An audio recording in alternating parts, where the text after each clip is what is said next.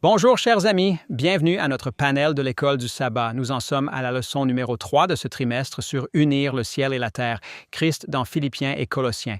Et pour cette leçon, nous allons étudier le thème de la vie et de la mort.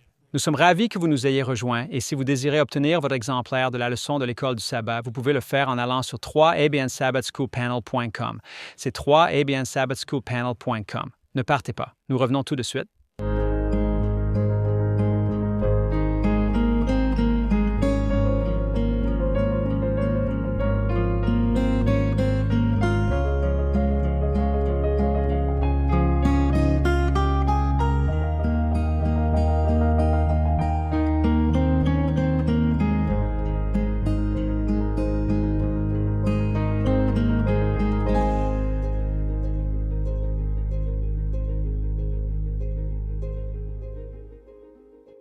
Bonjour chers amis, je suis ravi de vous retrouver pour notre étude de Philippiens et Colossiens. Nous en sommes à la leçon numéro 3, Vie et mort.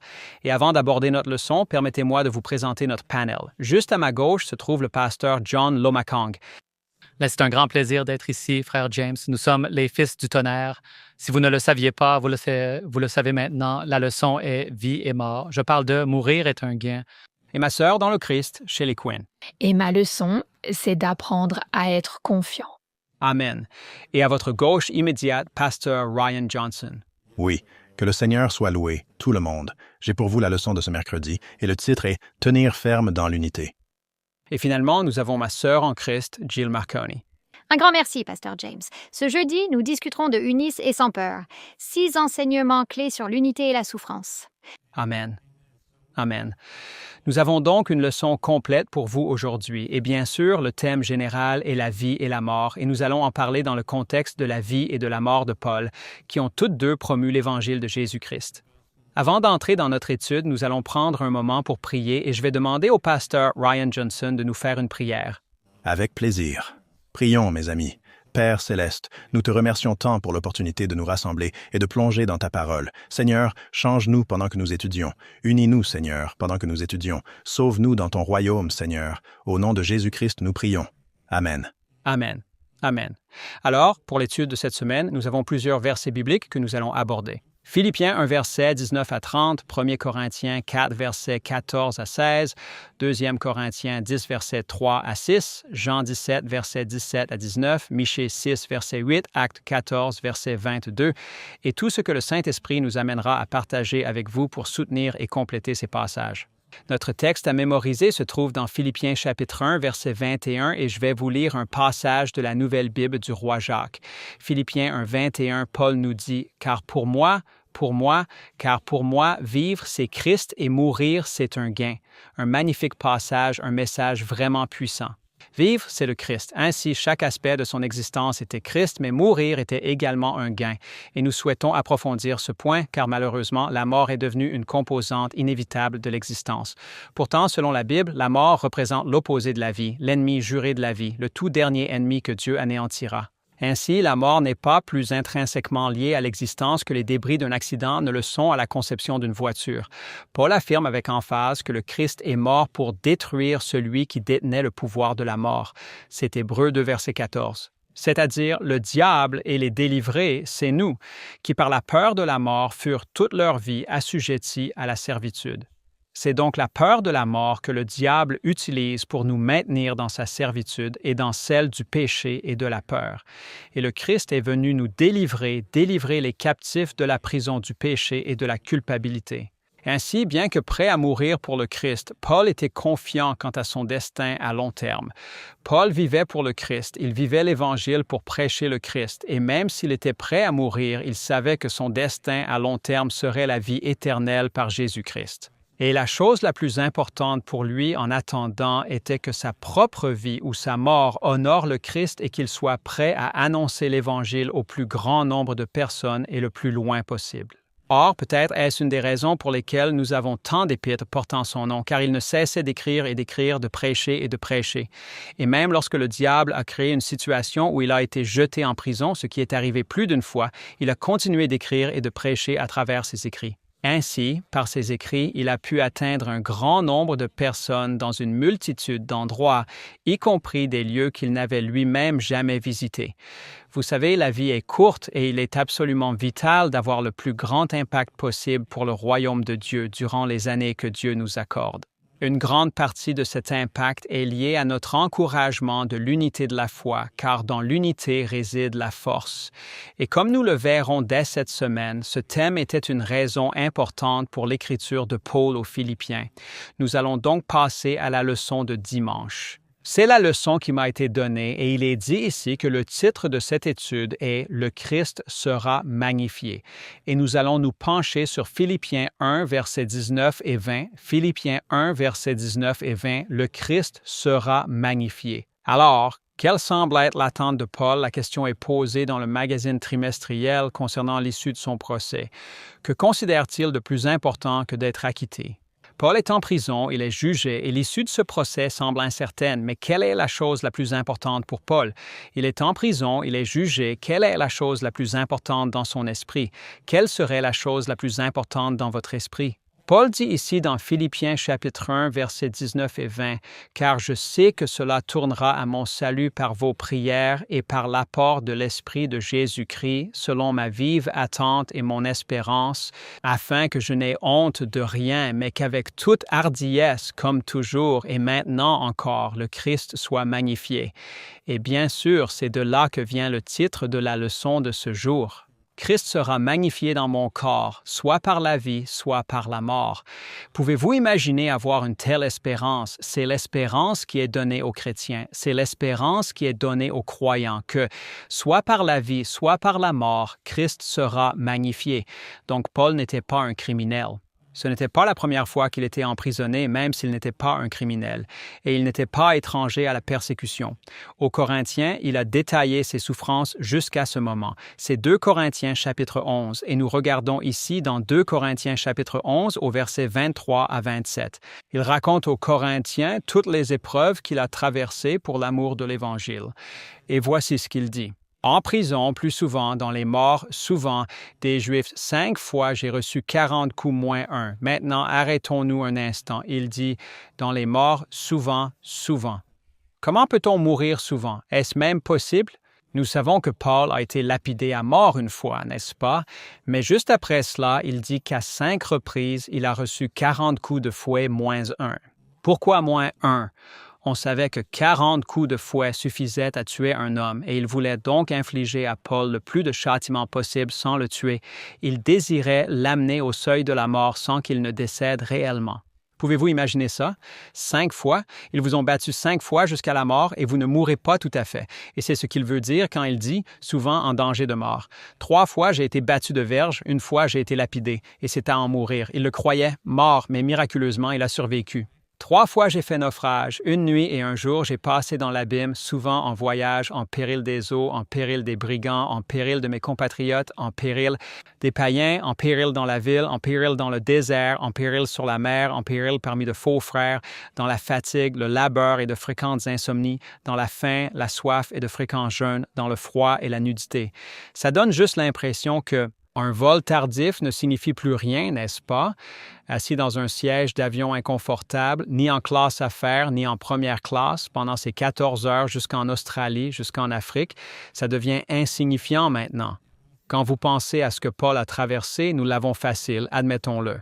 Nous avons une vie tellement facile aujourd'hui et parfois je me sens coupable car je suis tellement douillet, n'est-ce pas? Je veux tant de confort dans ce monde et dans mes voyages. Et Paul n'était absolument pas concerné par cela. Il était prêt à tout faire et à tout supporter pour pouvoir porter l'Évangile à quiconque le plus rapidement possible. Et je pense que nous avons tous besoin, je sais que j'ai besoin de davantage de l'Esprit qui a inspiré Paul. Puis il continue en disant ceci dans 2 Corinthiens 11 au verset 28. Mais pour qu'on ne pense pas que ses souffrances étaient sa principale préoccupation, Rice, Paul ajoute immédiatement « Outre les autres choses, ce qui m'accable chaque jour, ma profonde préoccupation pour toutes les Églises. » Donc, toutes les souffrances qu'il a traversées ont été dépassées par ou échangées contre sa profonde préoccupation pour les Églises. Il avait les Églises sur son cœur. Il avait à cœur la condition spirituelle des croyants et c'était plus important pour lui que toute autre chose selon 2 Corinthiens 11 et le verset 28.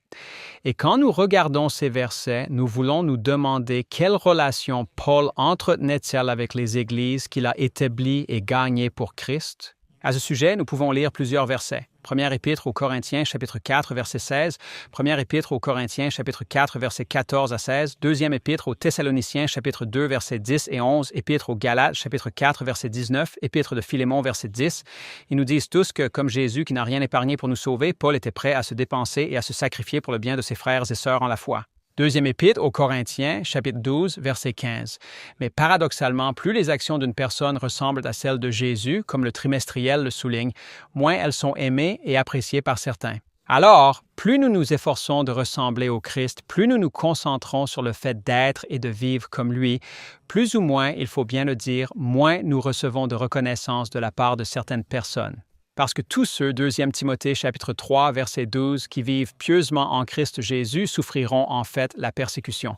Et ce n'est pas différent aujourd'hui de ce que c'était au temps de Paul. En fait, l'Église du Christ est décrite au chapitre 12 de l'Apocalypse et le dernier verset nous dit que le reste de la postérité de cette femme, de cette Église, est farouchement haï par le dragon. Il est dit que le diable est parti avec une grande colère et son temps est court. Et il est dit que ceux qui gardent les commandements de Dieu et ont le témoignage de Jésus sont haïs par le diable. Alors, vous pouvez imaginer, tout comme ce que Paul a enduré, nous allons subir cette persécution. Je pense qu'à mesure que nous nous rapprochons de plus en plus de la fin des temps, la persécution va s'intensifier. Oui, mais les chrétiens fidèles demeurent le moyen le plus puissant de glorifier Dieu dans et à travers toutes leurs épreuves. Et la vérité de l'Évangile brille de plus en plus quand comme il est dit ici, quand ils endurent avec patience et joie. La patience et la bonne humeur de Paul durant sa longue et injuste incarcération. Et je lis dans les Actes des Apôtres, 464, la patience de Paul et sa bonne humeur durant sa longue et injuste incarcération, son courage, sa foi constituaient un sermon continu. Alors, nous ne prêchons pas toujours depuis la chair, John, n'est-ce pas? Parfois, Pasteur Johnson, nous sommes en train de prêcher des sermons avec notre courage et notre patience et notre foi lorsque nous sommes maltraités et persécutés. Parfois, la maltraitance et la persécution sont les moyens de Dieu, prêchant l'Évangile plus puissamment. Et nous devons y réfléchir, n'est-ce pas? Quand nous souffrons de ces choses, parfois nous nous regardons nous-mêmes, mais en réalité, Dieu nous appelle à sortir de nous-mêmes pour nous concentrer sur Jésus-Christ. C'est pourquoi Paul a pu dire dans Romains chapitre 9, et nous allons conclure avec ces versets ici. Je passerai la parole au pasteur Lomakeng après ces versets. Il a pu dire, Romains chapitre 9, verset 1, et nous lirons les versets 1 à 3. « Je dis la vérité en Christ, je ne mens point. Ma conscience m'en rend témoignage par le Saint-Esprit. » Maintenant, arrêtons-nous là un instant. Paul est sur le point de dire quelque chose qu'il craint que nous ne croyions pas. Alors 3 fois, il insiste. « Je veux que vous le croyiez. Je ne mens pas. Je dis la vérité. Ma conscience est aussi en harmonie avec cette vérité. » Même le Saint-Esprit témoigne de cette vérité. Alors, qu'est-ce que tu vas nous dire que nous n'allons pas croire, Paul? Il dit, « J'ai une grande tristesse et une douleur continuelle dans mon cœur. » Pour qui? Les membres de l'Église? Les croyants? Tu t'inquiètes pour les églises que tu as fondées? Non. Faites attention à ce qu'il est dit au verset 3, « Car je voudrais moi-même être anathème et séparé de Christ pour mes frères, mes parents, selon la chair. » Il parle bien des Juifs. Il parle de ses pires persécuteurs. Il parle de ceux pour qui son cœur était le plus lourd. Il était prêt à être maudit par le Christ, et cela signifie coupé du Christ, séparé du Christ éternellement. Il était prêt à renoncer à son salut éternel, dit-il, et c'est pourquoi il serait difficile de le croire. Il nous dit la vérité. Sa conscience en témoigne. Il était prêt à mettre de côté la même chose que le Christ, la même chose que Moïse était prêt à mettre de côté. Il était prêt à être séparé du Christ par son amour profond, l'amour que Dieu avait mis dans son cœur pour ses propres frères, les Juifs. Merci beaucoup, mon frère James. J'apprécie énormément cela. Mon sujet pour ce lundi est « Mourir, c'est un gain ». Je vais aborder le passage de Philippiens 1:21 dans un tout petit instant, mais je souhaite d'abord discuter du point central de cette leçon. Elle parlait de la guerre spirituelle et je veux commencer par 2 Corinthiens 10:3 à 6. Car si nous marchons dans la chair, nous ne combattons pas selon la chair, c'est de cela que vous parlez, car les armes de notre combat ne sont pas charnelles, mais puissantes en Dieu pour renverser les forteresses, renversant les raisonnements et toute hauteur qui s'élève contre la connaissance de Dieu, amenant chaque pensée captive à l'obéissance du Christ, et étant prêt à punir toute désobéissance lorsque votre obéissance sera pleinement accomplie.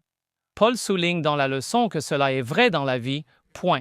Toutes les armes, bonnes ou mauvaises, prennent naissance dans l'esprit. L'esprit reflète la condition spirituelle du cœur. Et je vais aborder 3 points sur l'esprit ici. Vous savez, quand on pense à la vie chrétienne, la renaissance n'est pas seulement un engagement physique envers le Christ, mais c'est un engagement spirituel. L'esprit est engagé envers le Christ. On découvre que l'esprit est le champ de bataille où se prennent toutes les décisions spirituelles.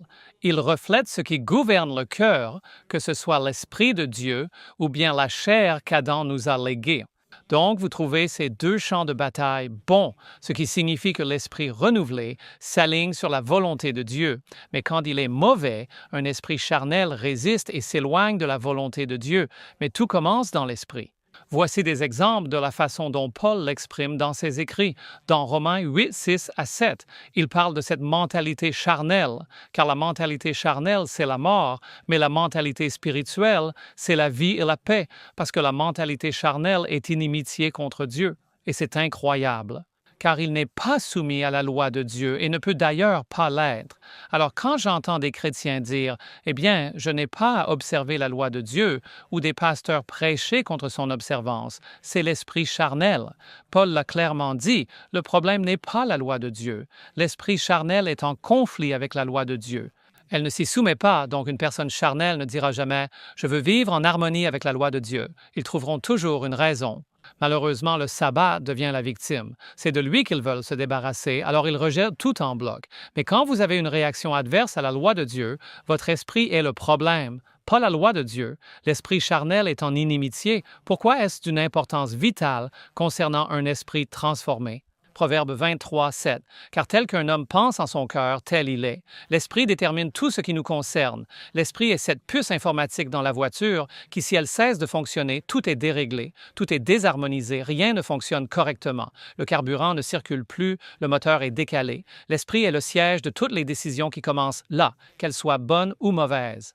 Et c'est pourquoi Matthieu, l'apôtre, déclare dans Matthieu, chapitre 15, verset 19, « Car du cœur viennent les mauvaises pensées, les meurtres, les adultères, les débauches, les vols, les faux témoignages, les blasphèmes. » C'est ça le mauvais esprit, c'est l'esprit qui n'a pas été renouvelé.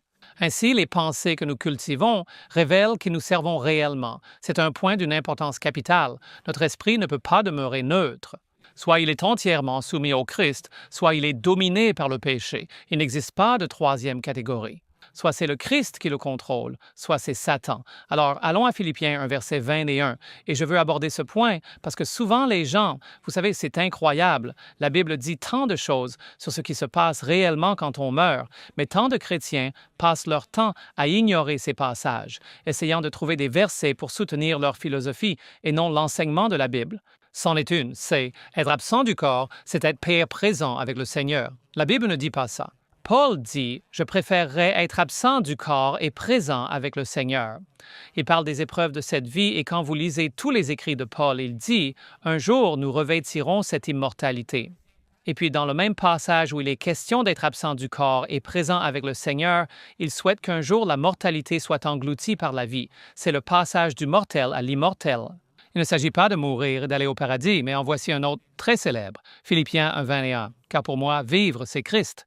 Pour moi, vivre, c'est le Christ, et mourir est un gain. » Maintenant, je veux que vous notiez, Paul dit « Pour moi, vivre, c'est le Christ. » Il n'a pas dit « Vivre, c'est le Christ. » Il dit « Pour moi, ce que je considère vraiment comme la vie, c'est quand je vis pour le Christ. » Je sais ce qu'il dit parce que je pensais être en vie quand j'étais disc jockey, joueur, arnaqueur au billard, fêtard, personne mondaine.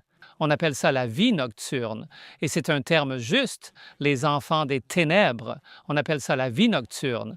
On appelle ça le moment où l'on s'enivre. On appelle ça l'happy hour. Remarquez la distorsion de ces mots. Et je profite à fond. Non, vous la gâchez, mais Paul dit, si vous voulez vraiment voir ce qu'est la vie, pour moi vivre c'est le Christ. Mais comment y arrivez-vous? Mourir est un gain. Découvrons ce qu'il veut dire. Romains 6:11. De même, vous aussi considérez-vous comme morts en effet au péché, mais vivants pour Dieu en Christ, Jésus notre Seigneur. Comment y arrivez-vous? Jean 12:24. En vérité, je vous le dis, si le grain de blé qui est tombé en terre ne meurt, il reste seul, mais s'il meurt, il porte beaucoup de fruits. Le chrétien peut-il produire quoi que ce soit sans d'abord mourir à lui-même?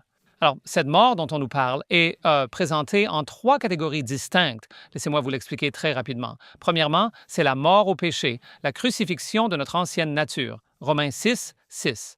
La mort au péché est cette première mort, Romains 6:6, sachant ceci que notre vieil homme a été crucifié avec lui, afin que le corps du péché soit anéanti, afin que nous ne soyons plus esclaves du péché. C'est la première mort. Mourir est un gain. Si vous êtes esclave du péché, vous ne gagnez absolument rien. Vous êtes toujours dans la mort. Mais quand vous mourrez au péché, vous recevez le don précieux, la promesse de la vie éternelle. Vous ne comprenez pas cela. Vous ne revêtez pas la vie éternelle avant que Jésus ne vienne, mais c'est bien le don qui vous est à présent accordé. Or, cette première étape parle de la mort spirituelle. Quand nous mourons à notre ancienne vie, c'est un acte spirituel. Nous recevons la vie spirituelle. Quand nous mourons à notre ancienne vie, nous recevons la nouvelle vie, qui est la vie spirituelle. Au moment où une personne accepte le Christ, elle connaît la mort spirituelle au péché et une nouvelle naissance dans la justice. C'est pourquoi la Bible l'appelle à être né de nouveau. La première naissance est une naissance naturelle. La seconde est une naissance spirituelle. Nous cessons de nous identifier à ce que nous étions en Adam et commençons à nous identifier à ce que nous sommes en Christ. Et alors nous obtenons cette croissance spirituelle. Nous apprenons à dire non au péché et oui à l'esprit. C'est pourquoi Romains 6:11 dit « De même, considérez-vous comme morts au péché, mais vivants pour Dieu en Jésus-Christ. » Maintenant, la deuxième phase de cette mort, mourir est un gain, c'est la mort à soi-même. Luc 9:23, si quelqu'un veut venir après moi, qu'il renonce à lui-même, qu'il prenne sa croix chaque jour et qu'il me suive. Très vite, il y a une différence entre le renoncement à soi et la négation de soi. Laissez-moi vite illustrer.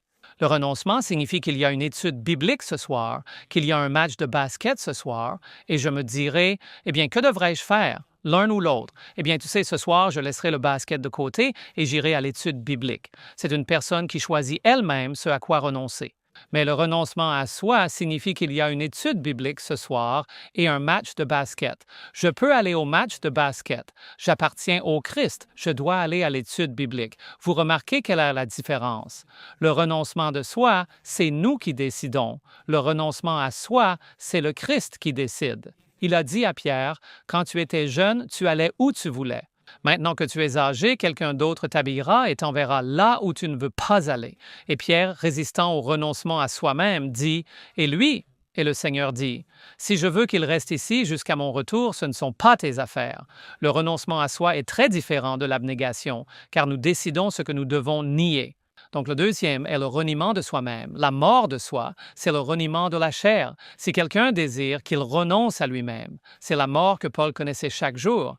Je meurs chaque jour. Et quand on fait cela, cette étape développe l'humilité, l'obéissance et la dépendance envers Dieu. C'est là que la maturité se forme, non par le confort, mais par un abandon continuel. Et enfin, la troisième mort, la mort au monde, le détachement de la gloire terrestre.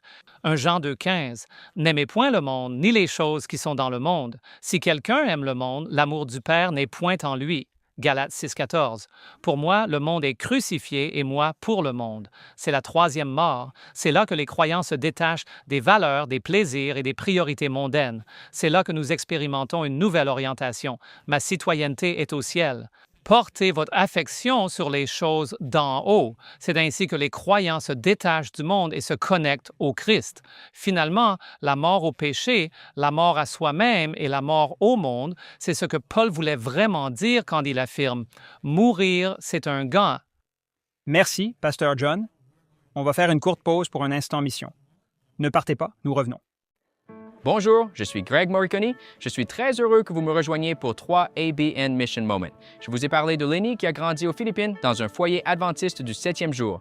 Mais malheureusement, à seulement 14 ans, elle a ressenti tant de honte et de douleur après la tentative de suicide de sa mère qu'elle a eu le sentiment que Dieu l'avait abandonnée. Cependant, Lenny a réussi à terminer ses études secondaires et après avoir obtenu son diplôme universitaire avec les plus grands honneurs et un diplôme d'ingénieur chimiste, elle a commencé à vivre une vie mondaine. Mais il manquait toujours quelque chose. Après avoir perdu son grand-père bien-aimé, ils ont eu une réunion de famille où elle a ressenti sa perte très profondément. Désirant ardemment le revoir le matin de la résurrection, Lenny a recommencé à lire sa Bible, cherchant désespérément espoir et réponse. Puis un jour, elle a allumé sa télévision et s'est retrouvée à regarder, vous l'avez deviné, 3ABN.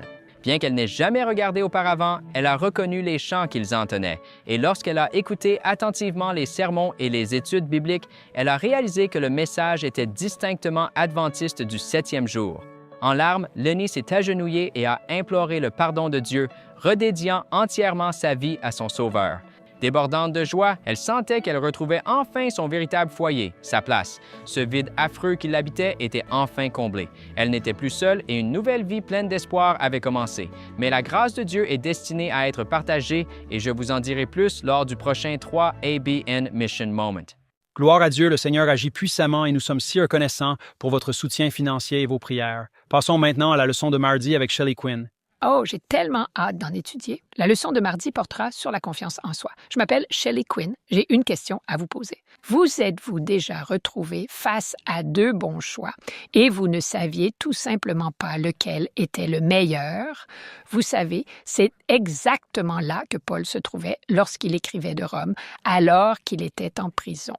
Dans l'Épître aux Philippiens, chapitre 1, versets 23 et 24, il déclare « Car je suis pressé et tiraillé entre ces deux choses, ayant le profond désir de m'en aller et d'être avec le Christ, ce qui est de beaucoup préférable. Néanmoins, pour vous, il est plus nécessaire que je demeure dans la chair. » Paul était incertain de son sort, s'il allait vivre ou mourir, et il a ouvert son cœur aux croyants philippiens, partageant avec eux un profond dilemme de foi.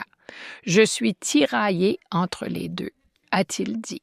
D'une part, il souhaitait ardemment poursuivre son œuvre, celle de consolider et de fortifier les églises. Et d'autre part, je suis absolument certain qu'il se sentait profondément épuisé par toutes les difficultés et les épreuves qu'il avait traversées, et il aspirait de tout son être au jour où il pourrait enfin trouver la paix et le repos éternel auprès du Christ. Les paroles de Paul, partir et être avec le Christ, sont tellement souvent mal comprises et très souvent déformées par un grand nombre de personnes. Ils ont supposé qu'il voulait dire qu'au moment même de son décès, il irait se retrouver en présence du Christ, au paradis. Laissez-moi vous dire quelque chose. C'est totalement incompatible avec tout ce que Paul a écrit sur la mort, et c'est incompatible avec les écrits et la description biblique, l'enseignement sur la mort. Alors, essayons de le comprendre un peu plus en profondeur. La Bible est très claire sur le fait que la mort n'est pas une entrée immédiate au ciel, c'est plutôt un sommeil paisible et inconscient jusqu'à la résurrection. Dans Ecclésiaste 9, 5, il est dit « Les vivants savent qu'ils mourront, mais les morts savent quoi? Rien. » Et Jean 11, 11, Jésus a dit « Notre ami Lazare dort. » Vous comprenez? Il dort, mais j'y vais pour le réveiller. Et quand ils disent « Oh, il vaut mieux qu'il dorme et qu'il se rétablisse », le verset 13, Jean 11, 13, indique clairement que Jésus parlait de sa mort, de la mort de Lazare. Ainsi, lorsque Jésus arriva à Béthanie 4 jours plus tard, si en effet, au moment de notre mort, nous nous rendions immédiatement au ciel, cela aurait signifié que Lazare se trouvait déjà dans la gloire, là-haut, depuis 4 jours. Permettez-moi de vous demander à quel point serait-il attrayant d'être rappelé sur cette terre, ce monde si pécheur et souffrant. Jésus a décrit la mort comme un sommeil, car c'est précisément ce qu'elle est, un repos inconscient jusqu'au grand jour du jugement. Vous savez, Paul a dit, voici ce qu'il a dit qu'il se passe à la mort. Première épître aux Thessaloniciens, 4,16 à 17, car le Seigneur lui-même descendra du ciel avec un cri, et les morts en Christ ressusciteront les premiers. Ensuite, nous qui serons encore vivants et qui serons restés, nous serons enlevés tous ensemble avec eux, et de cette façon, nous demeurerons éternellement avec le Seigneur. Donc, lors de son glorieux retour, les croyants seront ressuscités, oui, ceux qui sont morts seront ressuscités, et ceux qui sont encore en vie seront enlevés avec eux. Dans le passage de 1 Corinthiens 15, 51 à 54, auquel vous faites référence, il a déclaré « Voici, je vous dis un mystère. Nous ne dormirons pas tous. » Que signifie le terme « dormir » dans ce contexte? Jésus a-t-il dit « C'est la mort. » Mais nous serons tous changés en un clin d'œil au son de la dernière trompette. La trompette sonnera, les morts ressusciteront incorruptibles et nous serons transformés. Le verset 53 le rend si clair. Il dit, et c'est dans la première épître aux Corinthiens, chapitre 15, verset 53, « Car il faut que ce corps corruptible revête l'incorruptibilité et que ce corps mortel revête l'immortalité. Et quand cela arrivera, l'Écriture nous dit, alors s'accomplira cette parole qui est écrite, la mort est engloutie dans la victoire. La mort est le tout dernier ennemi qui doit être vaincu. » Alors, quand l'apôtre Paul déclarait qu'il aspirait à quitter cette vie pour rejoindre le Christ, il n'était pas en train de décrire un voyage instantané vers les cieux. Il exprimait simplement un profond désir pour le jour où, après le sommeil de la mort, il ouvrirait enfin les yeux et verrait son Sauveur face à face. 2 Timothée 1,12, j'ai du mal à le dire sans le chanter, car l'Église où j'ai grandi, nous chantions ce cantique tout le temps. Mais, comme il est écrit dans 2 Timothée 1,12, « Je sais en qui j'ai cru et je suis absolument persuadé qu'il est tout à fait capable de garder ce que je lui ai confié jusqu'à ce grand jour-là. » Nous lui avons entièrement confié notre vie. Nous avons choisi le Christ comme notre Sauveur. Ce jour-là, les fidèles, ceux qui sont décédés, ressusciteront et ceux qui avaient été séparés par la mort du reste d'entre nous, ce sera comme un clin d'œil, une seconde qui passe. Ils vont ouvrir les yeux et la toute première pensée consciente qu'ils auront après leur mort sera celle-ci, au moment où ils entendront le son de la trompette et qu'ils entendront la voix de Jésus.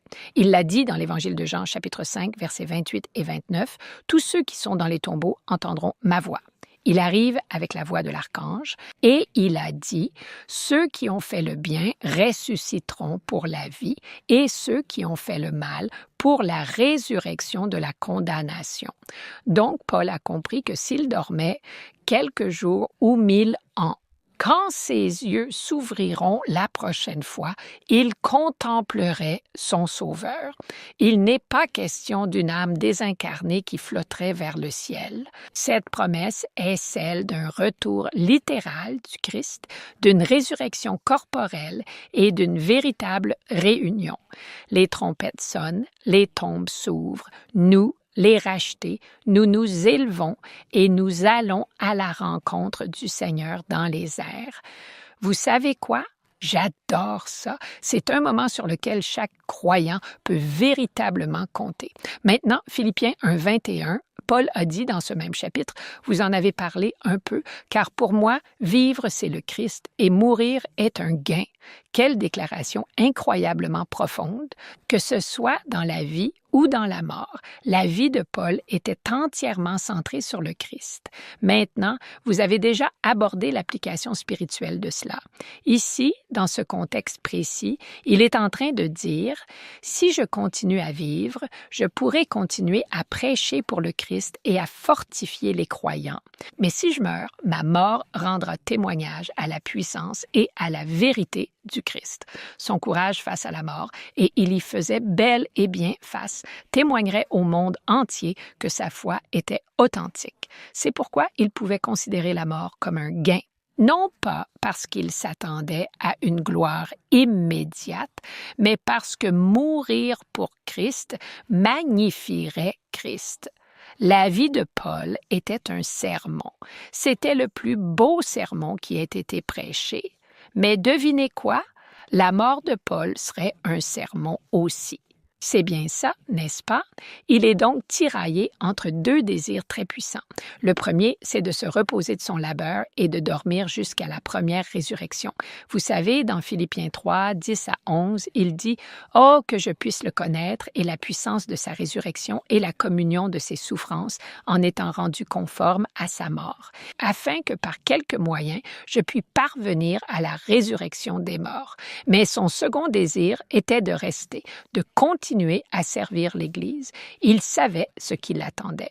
Il savait qu'il y aurait la prison, la souffrance, la persécution et finalement le martyre, mais sa présence continue pourrait encourager les autres pour l'éternité et il dit au verset 24, « Néanmoins, demeurer dans la chair est plus nécessaire pour vous. » Paul avait le même amour d'abnégation que le Christ. Son grand amour pour les Philippiens et pour toutes les églises était de mourir pour eux, de vivre une telle, c'est mon point.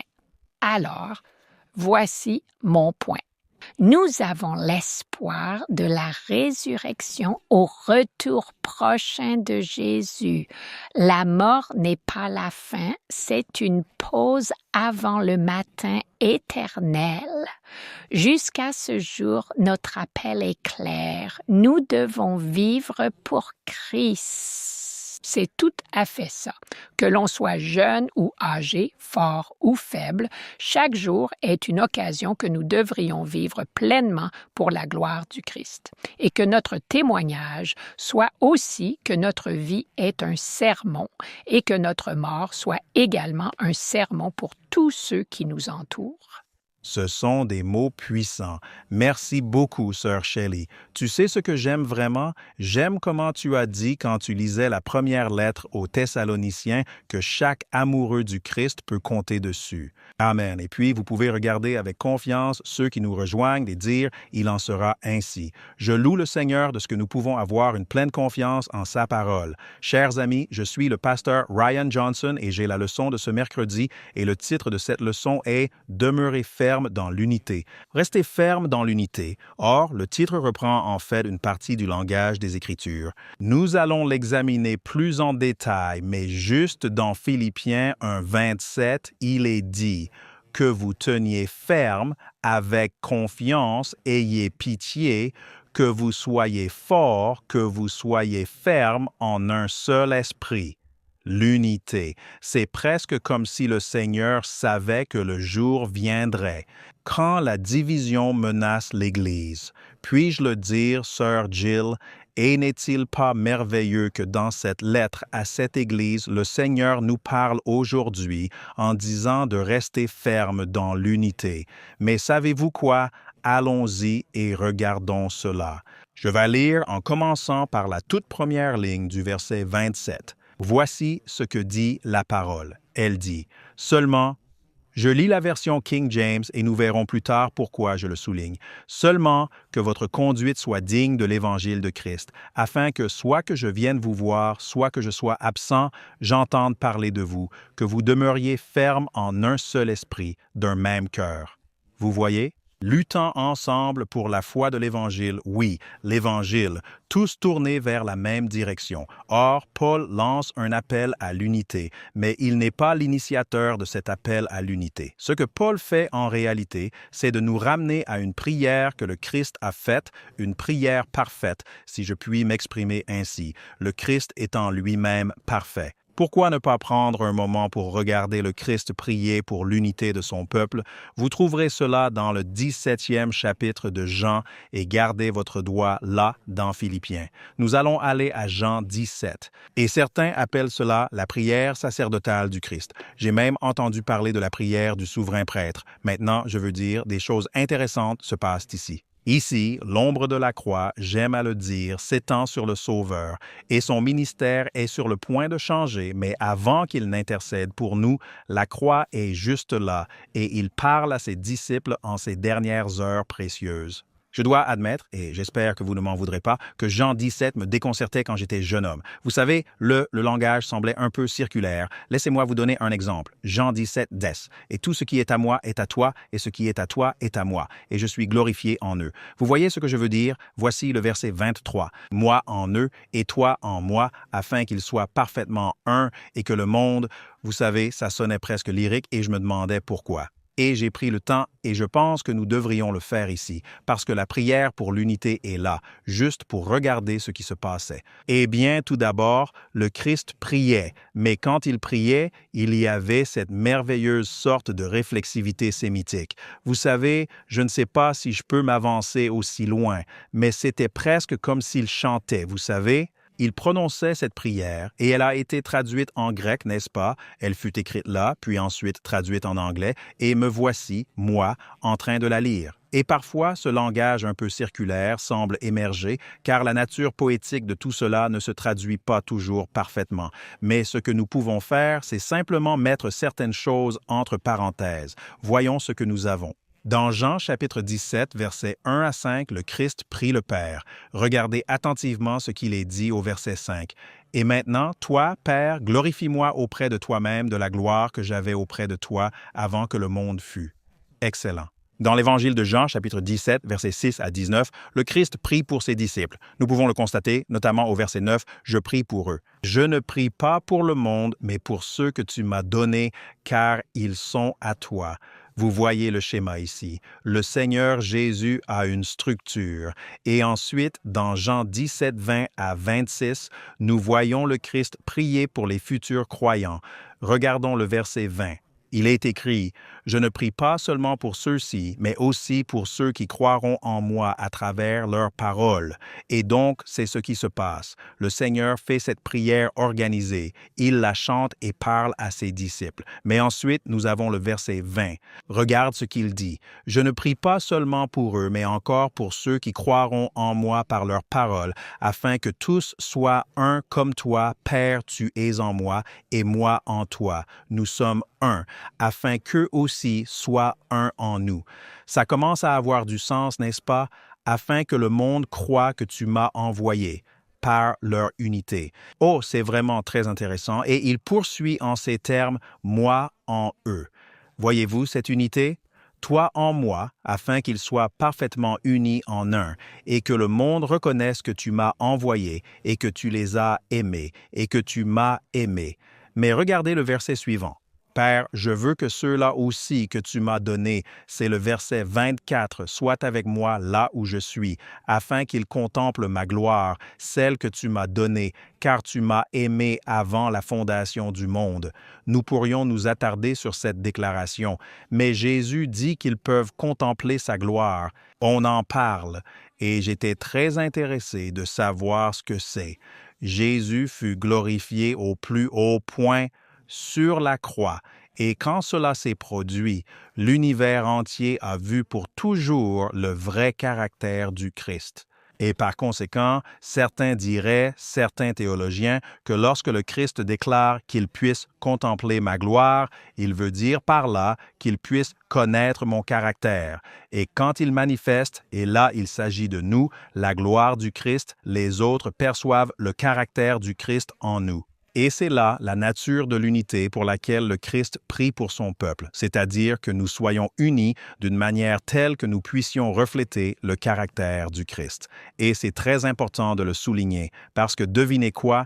Toute unité n'est pas du Christ. C'est exact. Si vous ne me croyez pas, allons vite au livre des Actes. Je veux lire quelque chose d'intéressant. C'est Actes chapitre 7, la lapidation d'Étienne. Je vais avancer pour des raisons de temps. Verset 55. Mais Étienne, étant rempli du Saint-Esprit, leva les yeux fixement vers le ciel et vit la gloire de Dieu et Jésus debout à la droite de Dieu. Et il dit, « Voici, je vois les cieux ouverts et le Fils de l'homme se tenant à la droite de Dieu. » Et ils poussèrent de grands cris, se bouchèrent les oreilles et se ruèrent d'un commun accord sur Étienne. Ils étaient unis, mais ils n'étaient pas sanctifiés. C'est exact. Ils étaient d'un commun accord, mais leur comportement ne reflétait pas le caractère de Jésus. Nous devons nous poser la question, lorsque nous rencontrons ces unions terrestres, Jésus y est-il présent? C'est tout à fait juste. C'est très bien. Ce que le Christ, le Seigneur, demande à son Père de faire, c'est que nous soyons tous maintenus ensemble dans une unité qui soit à l'image du Christ. Très bien. Alors, maintenant que nous avons bien établi cela, revenons au livre de Philippiens, chapitre 1, et nous étions au verset 27 où Paul nous demande « Seulement que votre conduite soit digne de l'Évangile du Christ. » Que je vienne vous voir ou que je sois absent, j'entendrai parler de vos affaires, que vous tenez fermes, unis dans un même esprit chrétien. C'est ce qu'il demandait au Seigneur de réaliser, que le Seigneur nous accorde l'unité, et il nous exhorte à être unis en Christ précisément dans ce verset. Mais alors, quelque chose d'intéressant se produit, là où il est dit au début du verset 27, « Seulement que votre conversation soit, si vous regardez le grec, la traduction littérale est « que votre conduite soit » ou bien « conduisez-vous ». Il y a un mot grec vraiment très long que je n'ai pas la capacité de prononcer correctement sans risquer d'offenser qui que ce soit. Mais si vous regardez ce mot, il ne signifie pas seulement de vous comporter d'une certaine manière, il est dit « conduisez-vous comme un citoyen ».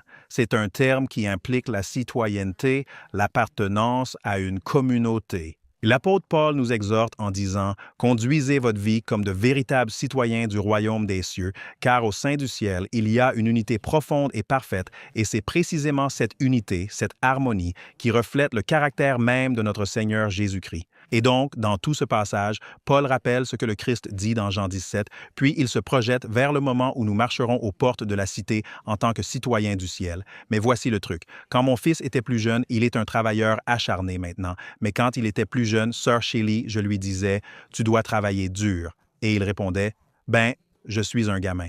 Je travaillerai avec acharnement quand je deviendrai un homme. » Mais il ne se rendait pas compte que l'homme que tu deviens, c'est ce que l'on apprend à être lorsque l'on est enfant.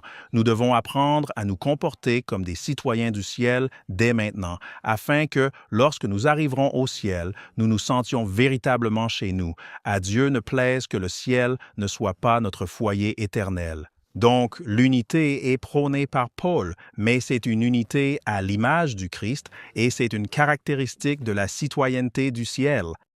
Amen. Merci infiniment, Pasteur Ryan. Toute unité ne procède pas du Christ. C'est une parole vraiment puissante. Wow! Merci pour cette précieuse leçon. Et Shelley, et le Pasteur John, et le Pasteur James.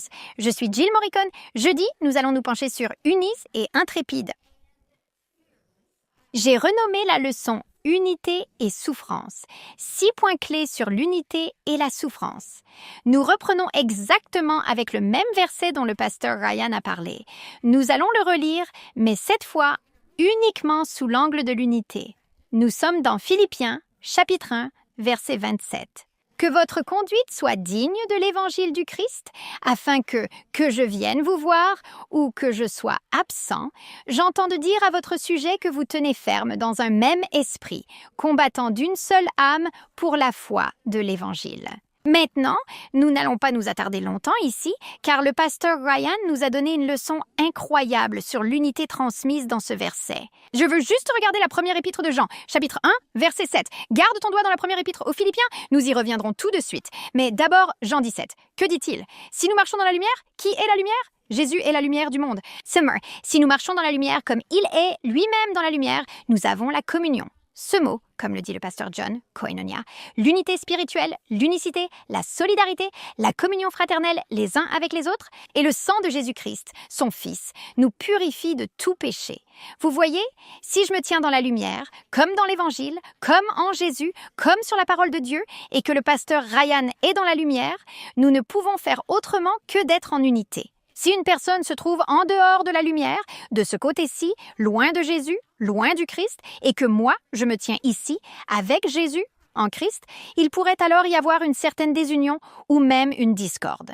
Vous savez, c'est Satan qui est l'auteur de la division. Matthieu chapitre 3, verset 25. « Si une maison est divisée contre elle-même, cette maison ne peut pas subsister. » Est-ce que nous voyons de la division dans l'Église? Oui, nous en voyons. Est-ce que nous voyons de la division dans les communautés?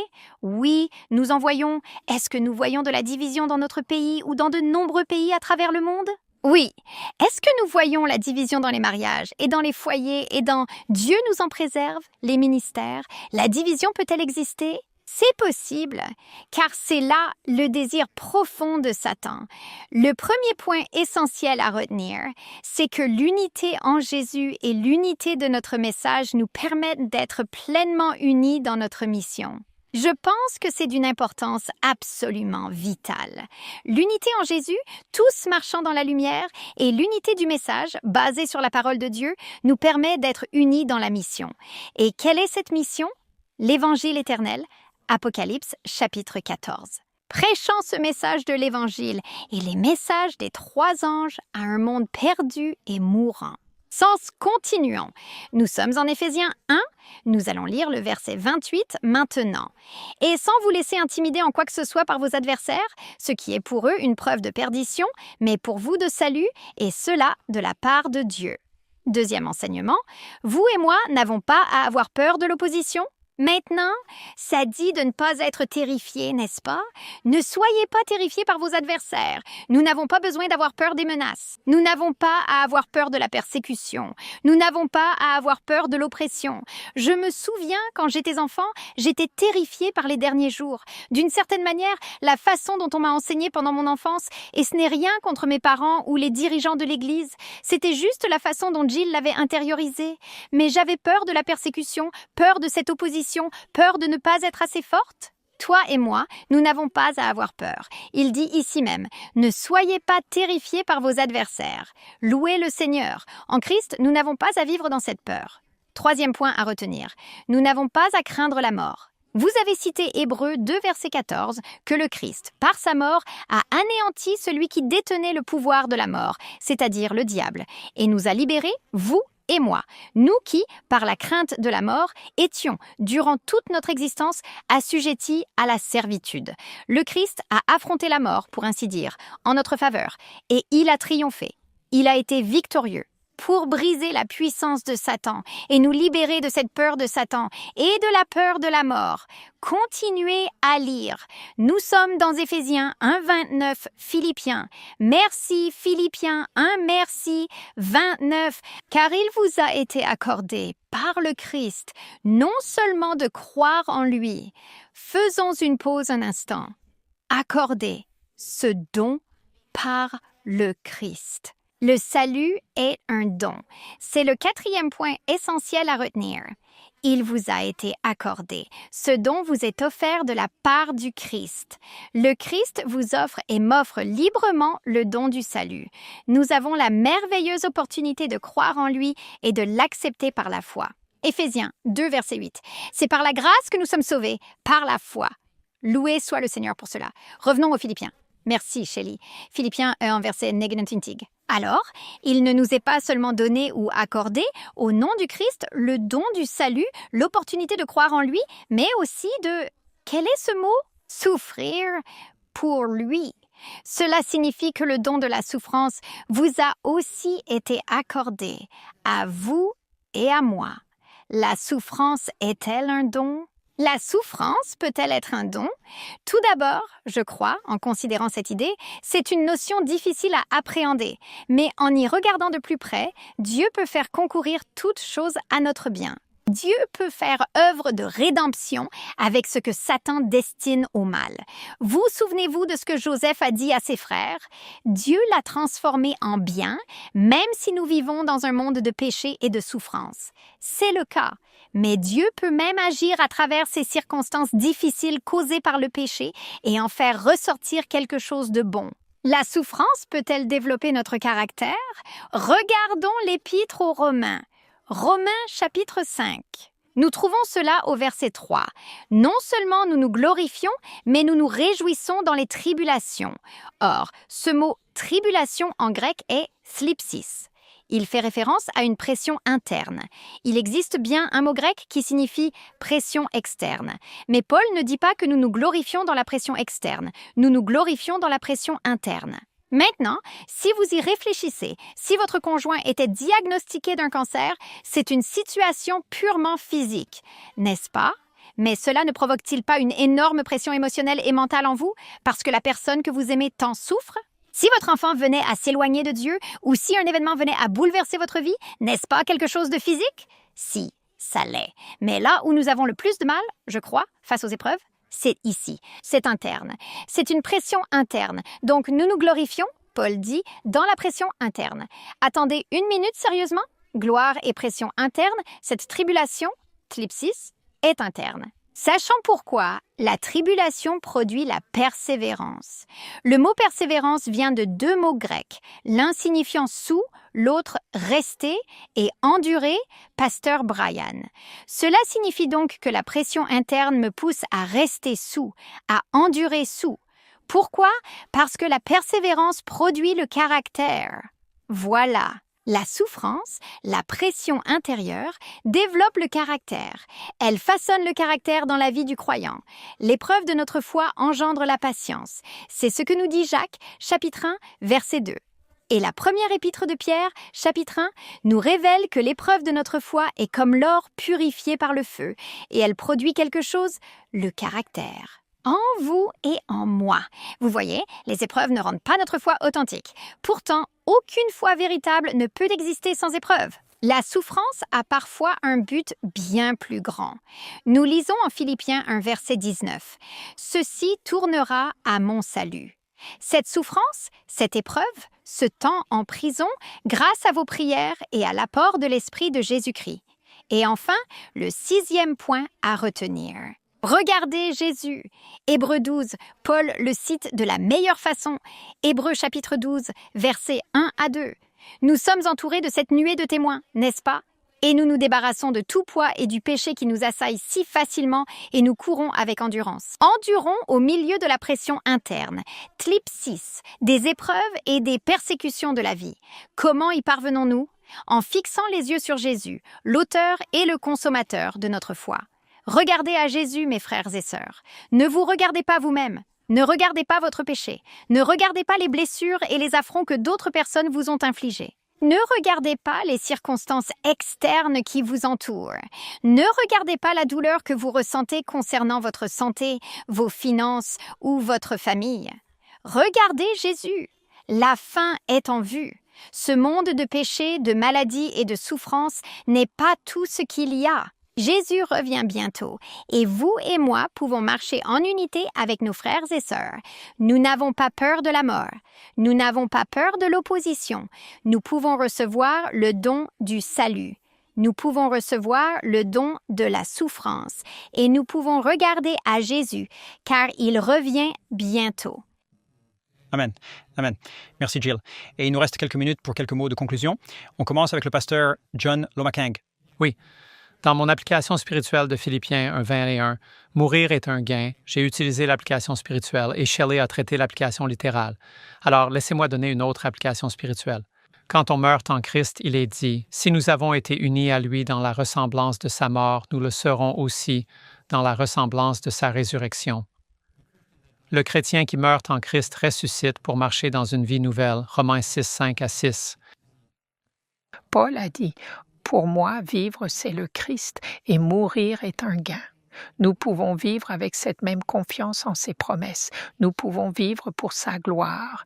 Et un jour bientôt, nous entendrons la trompette, et toutes les tombes s'ouvriront, et nous nous élèverons pour le rencontrer dans les airs, et pour toujours nous serons avec notre Seigneur. Amen.